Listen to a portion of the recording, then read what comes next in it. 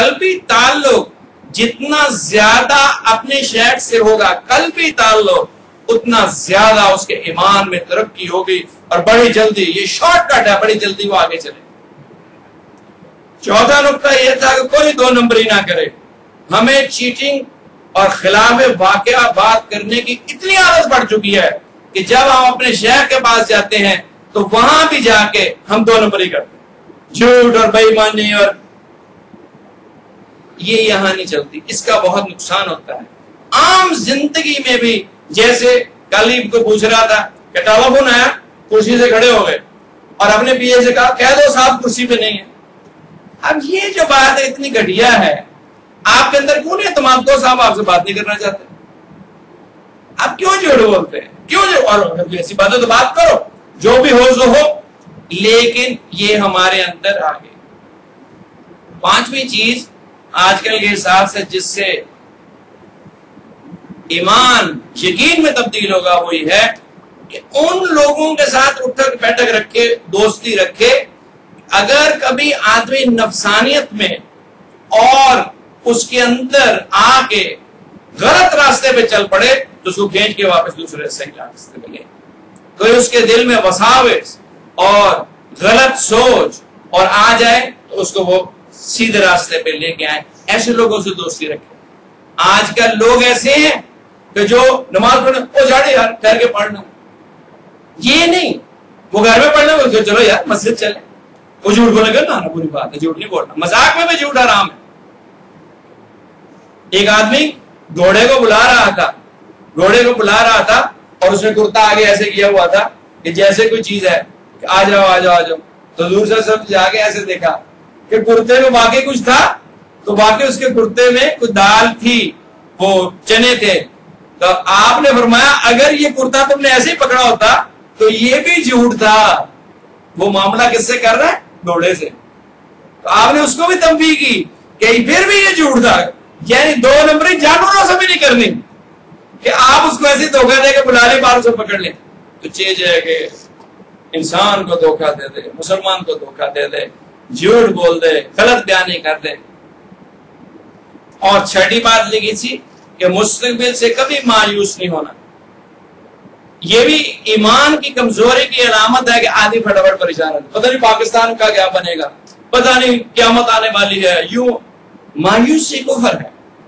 جو ایمان والا ہے وہ کبھی مایوس نہیں ہوتا، ایمان والا کبھی مایوس نہیں ہوتا۔ اللہ اور اللہ کے رسول کی اطاعت اور فرما برداری میں اگر موت آ جائے تو شہادت ہے، اور اگر ایسے زندگی جیسے اللہ چاہیں گے ہمارے ساتھ ہوں گے تو مستقبل سے کبھی مایوس نہ ہو۔ اور پھر ایک لکھا ہے اللہ تعالیٰ کو اپنے بہت قریب محسوس کرے۔ یہ ذکر سے اور اہل اللہ کی صحبت سے اور کثرت ذکر سے اور کثرت استغفار سے اللہ تبارک و تعالیٰ کا قرب اس کو آئے گا اور وہ محسوس کرے گا کہ اللہ میرے بہت قریب ہے۔ یہ اللہ کی قربت کا احساس اس کو گناہوں سے روک دے گا، اس کو اللہ کی نافرمانی سے روک دے گا، اس کو جو اوپر ساری باتیں کی ہیں اس سے روک دے گا، دو نمبری سے، جھوٹ سے، غیبت سے، بد نگاہی سے، ہر چیز سے یہ چیز روکے گی۔ تو یہ چیز اللہ کو اپنے قریب محسوس کرے، یقین کے ساتھ دعا کرے، اللہ سن رہا ہے اور ضرور میری مدد کرے گا۔ توکلت علی الحی الذی لا یموت، میرا بھروسہ ایسے اللہ پہ ہے، میری دوستی ایسے اللہ سے ہے، میرا مانگنا ایسے اللہ سے ہے جس کو کبھی موت نہیں آ سکتی، لا یموت، کبھی موت نہیں آ سکتی۔ الحمدللہ الذی لم یتخذ ولد، تمام تعریف اس اللہ کے لیے ہے جس کا کوئی بیٹا نہیں، کوئی باپ نہیں، وہ برا البرا ہے۔ وَلَمْ يَكُنْ لَهُ شَرِيكٌ فِي الْمُلْكِ، اور کوئی اس کی بادشاہت میں شریک نہیں ہے۔ کوئی دنیا کا بادشاہ نہیں بن سکتا جب تک اس کے اوپر فوج نہ ہو، اس کے ساتھ کوئی کانسٹیٹیوشنل طاقت نہ ہو، اس کے بعد ووٹ نہ ہو۔ اللہ برا اور برا اپنی ذات میں حاکم ہے۔ لم یکن لہ شریک فی الملک، اس کی بادشاہت میں کوئی شریک نہیں ہے۔ تن واحد، هو اللہ احد، وہ احد ہے اور واحد بھی ہے اور احد بھی ہے. احد میں نے اس جیسی صفت کسی میں ہو ہی نہیں سکتی. لا مثال لہ لا مثل لہ, نہ اس کی کوئی مثال دی جا سکتی نہ اس جیسا کوئی ہے.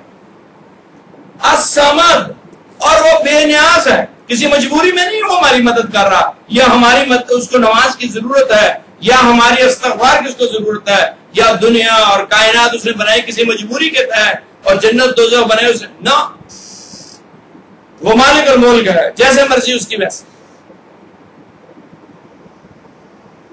لم یکن لہ شریک فی الملک ولم یکن لہ ولی من الذل, اور کوئی چیز اگر کبھی انسان بیمار ہو جاتا ہے اس کو دوائی کی ضرورت ہے, کبھی گر جاتا ہے تو اسے اٹھانے کی ضرورت ہے, کبھی مال میں کمی ہے, ہر زیرو کی کمزوری کو کمپنسیشن کے لیے کسی کی ضرورت ہے.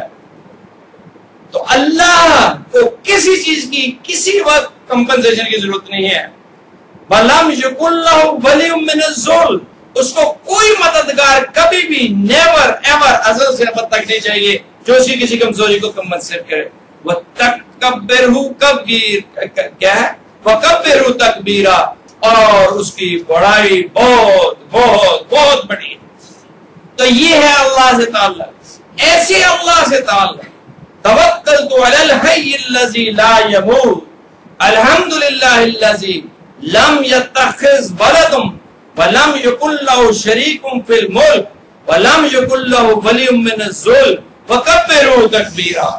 اللہ اکبر کبیرہ, اللہ بہت بڑا ہے. ہمارا وجدان, ہماری سوچ, ہمارا تصور, ہمارا خیال وہاں تک نہیں جا سکتا اتنا بڑا. تو جس بندے کا تعلق اور دوستی اور بھروسہ اور انحصار اس اللہ پہ ہوگا وہ کیسے مایوس ہوگا, وہ کیسے پریشان ہوگا. وہ مثال یاد کرو جن کی یہ کیفیت تھی قلب کی جو قرآن نے بیان کی. خالد بن ولید 60,000 فوجی سامنے آ گیا, کہ میں تنہا کافی ہوں اس کے. اور ابو عبیدہ بن جراح رضی اللہ تعالی عنہ کوئی بچے نہیں تھے, امین رسول حضور صلی اللہ علیہ وسلم ہر امت کا ایک امانت دار ہوتا ہے. ابو عبیدہ بن جراح میری امت کے امین ہے. کتنی بڑی بات ہے. ابو عبیدہ نے کہا ٹھیک ہے بات, آپ اکیلے ہی کافی. کیسے؟ انہوں نے کہا آپ نے حدیث نہیں سنی, اللہ کے نبی نے فرمایا ذکر کرنے والا زندہ اور ذکر نہ کرنے والا مردہ ہے. تو یہ تو 60,000 کا 60 لاکھ بھی مردے ہو جائیں تو ایک زندگی کے مقابلہ نہیں کر سکتے. تو ذکر سے قلب کے اندر حیات آتی. کیا حیات آتی؟ سانس تو ہم لے رہے ہیں. حیات یہ ہے کہ اللہ کا تعلق روح کا اللہ سے جڑ جاتا ہے اور اس کے قلب کے اندر اور روح کے اندر خدائی طاقت آ جاتی ہے. جیسے حضرت علی نے خیبر کا دروازہ گرا دیا, بعد میں 70 آدمی اس کو ہلانے کو جگہ ہلتا نہیں تھا. حضرت علی نے اکیلے نہیں تکل گیا تو وہ گر گیا. تو وہ انسانی طاقت تھوڑا سی گفتائے اللہ بوت گرچہ از حلقوں میں عبداللہ بوت. وہ جب وہ بولتا ہے تو اس کے اندر سے اللہ کی آواز نکل رہی ہوتی ہے, حالانکہ آواز گلا تو بندے کا ہی ہوتا ہے لیکن طاقت پیچھے اللہ کی ہوتی ہے. جیسے حضرت عمر رضی اللہ تعالی عنہ عربی کا خطبہ پڑھ رہے تھے جمعے کا, تو حضرت ساریہ سینکڑوں میل دور جہاد میں تھے, تو پہاڑ کے پیچھے سے ایک فوج آ گئی, وہ ادھر مسروطوں نے پیچھے نہیں دیکھا, تو حضرت عمر نے آواز دی جمعے کے خطبے کے اندر ہی, یا ساریہ الجبل, ساریہ پہاڑ کی طرف دیکھو. تو حضرت ساریہ کہتے ہیں ایسی آواز ہے جیسے حضرت عمر ہمارے سامنے کھڑے ہیں اور انہوں نے مڑ کے دیکھا تو پیچھے سے فوج آ رہی تھی. تو جب یہ اللہ کا کام ہے, بندہ اپنی مرضی سے نہیں ایسے کر سکتا. یہ کشف اور کرامت اللہ کا فعل ہے لیکن ظاہر ہوتا ہے وہ بندے کے ہاتھ کے اوپر. معجزہ اللہ کا فعل ہے جو ظاہر ہوتا ہے پیغمبر کے ہاتھ کے اوپر, اور کرامت وہ فعل ہے جو اللہ کا ہے جو کسی نیک ولی پہ, اللہ کے نیک بندے کے ہاتھ پہ ظاہر ہوتا ہے. اور استدراج بھی اللہ کا فعل ہے جو کافر کو آزمائش کے لیے اس کے ہاتھ پہ ظاہر ہوگا. ہندو جوگی بھی بڑے بڑے کارنامے کر لیتے ہیں, ایسی کوئی بات نہیں ہے. اور سب سے بڑا استدراج جو ظاہر کرے گا وہ قیامت سے پہلے دجال ہوگا, وہ مسلمانوں کی آزمائش کے لیے آئے گا. اس لیے یہ فعل صاحب اللہ کا ہے، قادر مطلق اللہ تبارک و تعالیٰ کی ذات ہے. تو اللہ کو اپنے بہت قریب پائے اور اس کی طاقت کو اپنے دل میں محسوس کرے اور بالکل بزدل نہ ہو، بالکل ڈرے نہیں، اور بالکل فقر سے، غربت سے اور پریشانی سے اور تنگ دستی سے اور دشمنوں کے غلبے پہ اور اپنے مستقبل کی غیر یقینی صورتحال پہ بالکل پریشان نہ ہو. وہ ساری کائنات کے رزق اس کے ہاتھ میں ہے. یرزقکم فی السماء وما توعدون، رزق کا اس نے وعدہ کیا ہے جو سارا آسمانوں پہ ہے. تو گھبرائے نہیں، اللہ کو اپنے قریب محسوس کرے اور اس کے ساتھ بہت قوی اور مضبوط تعلق کو بنائے اور بنانے کی کوشش کرے. تو یہ 7 باتیں تو میں نے لکھی اور 8واں اس میں لکھا کہ ان باتوں کو دہرائے روز اور ان کو اپنے آپ کو اس پہ جانچتا رہے کہ میرے دل کی کیفیت اب کہاں تک پہنچی، میرا قلبی ذکر کہاں تک ہے. اغلب اوقات میں، اکثر اوقات میں ذکر کر رہا ہوں اور ذکر کے حلقوں میں جانے پہ میرا دل آمادہ ہوتا ہے. میں شوق اور انتظار میں رہتا ہوں کہ ہفتہ آئے گا اور میں جاؤں گا، اور بدھ آئے گا اور میں جاؤں گا، اور پیر آئے گا اور میں جاؤں گا. اور استغفار میں کرتا ہوں. جب کوئی گناہ ہو جائے میرے دل میں شرمندگی آتی ہے اور مجھے ندامت ہوتی ہے اور تنہائی میں بیٹھ کے میں رونے کو دل چاہتا ہے. اور لوگوں کے سامنے تو میں بڑا عالم اور مولوی بیٹھا ہوں بنا، اور تنہائی میں میرا کیا عمل ہوتا ہے. اور اللہ کے سامنے اپنے آپ کو پیش کرے، بار بار روئے اور کوشش کر کے توبہ کرے. اور میرے تعلق اپنے شیخ سے کیسا ہے؟ کیا ان کی باتیں مجھے بری لگتی ہیں؟ اگر وہ مجھے تنبیہ کرتے ہیں تو مجھے غصہ آتا ہے، یا میرا دل ان پر جان قربان کرنے کو دل چاہتا ہے؟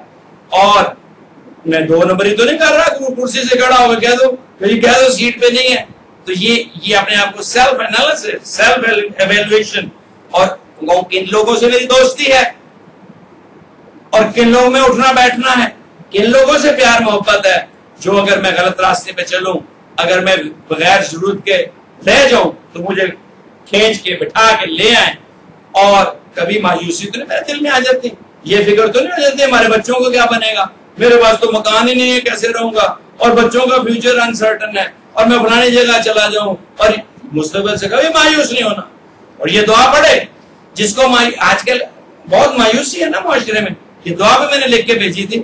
اس دعا کو کثرت سے پڑھیں اور اس پہ غور کریں، اس کا مراقبہ کریں، اس کے معنی کو سمجھیں کہ اللہ کے اوپر بھروسہ کیا معنی رکھتا ہے، اور اللہ تعالیٰ کو اپنے قریب محسوس کرے، ذکر کرے اور مراقبہ کرے اور اللہ سے باتیں کرے اور اللہ سے اپنی باتیں منوائے اور اللہ کو اپنے ارد گرد، یہ 2 بندے ہم بیٹھے، تیسرا اللہ ہے، میں بات کر رہا ہوں اللہ سن رہا ہے، میں ادھر دیکھ رہا ہوں اللہ دیکھتا ہے. یہ اپنی مشق کرے اور پھر ہر روز سونے سے پہلے اپنا دوبارہ محاسبہ کرے.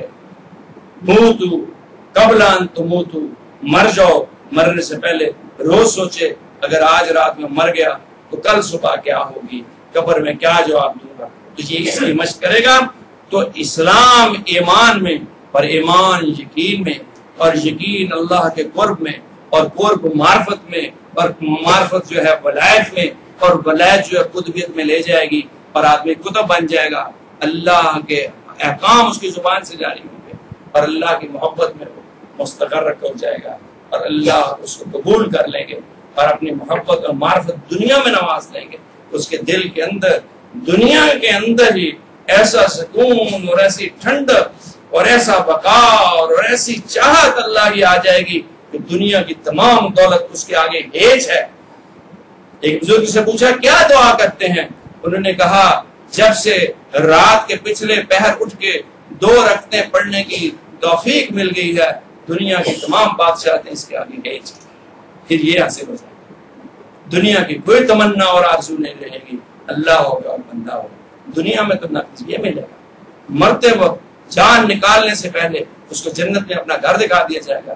ملک الموت ایک انتہائی حلیم اور خوبصورت شکل میں اس کے سامنے پیش ہوں گے اور مسکراتا ہوا جنت میں جائے گا. اس کی روح نکال لی جائے گی، قبر جو ہے وہ جنت کے باغوں میں سے باغ بن جائے گا اور ٹھنڈی اور میٹھی نیند ایسے سوئے گا حدیث میں آتا ہے جیسے دولہا شادی کی پہلی رات مسحری پہ سوتا ہے ایسے سوئے گا اور قیامت والے دن